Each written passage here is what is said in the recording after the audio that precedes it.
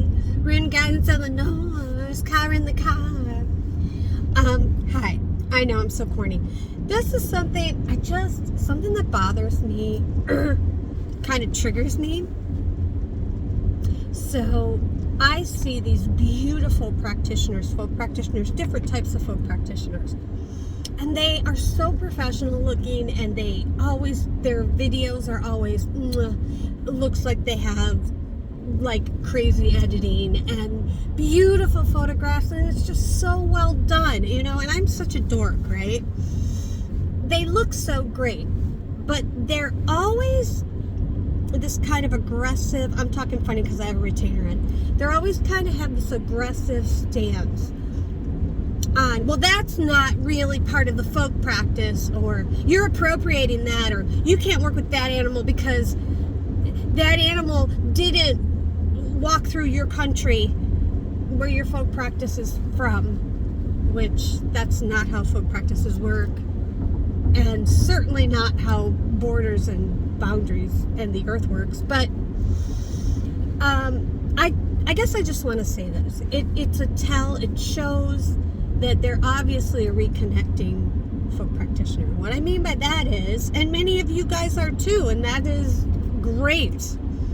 It's when you're a first generation person going back to maybe you did even have folk practitioners down in your lineage, but you're learning it from scratch. You're going back to the basics. You're returning to this practice. So I call that a first generation folk practitioner, a reconnecting person. If you notice, even on TikTok and stuff, the people who get the most aggressive, the most bent out of shape, and say, you're appropriating this, and you're doing this, and you're doing that, are not the old ones, are not those that have been in the practice for years and years and years. It is those who, I guess, maybe are a little insecure, and oftentimes they're angrier because the injustices are newer to them. Those of us who have been in this or are steeped in familial teachings have been well aware of the injustices and the persecution, and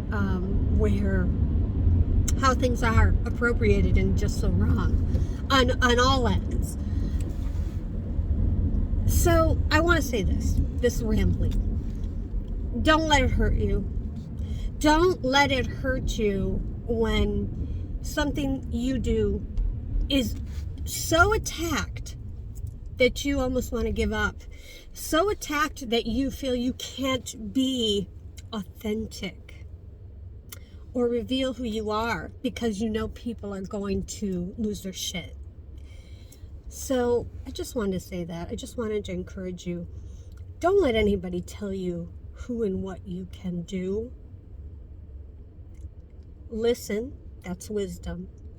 Investigate yourself. Be honest with yourself and say, hey, maybe this is just my misunderstanding. Maybe I am doing something that's wrong. Yeah, that's all I'm going to say, because I don't want to open a whole can of worms, and I know people will take what I say and twist it to mean, oh, she believes this or that, and that is not the case at all.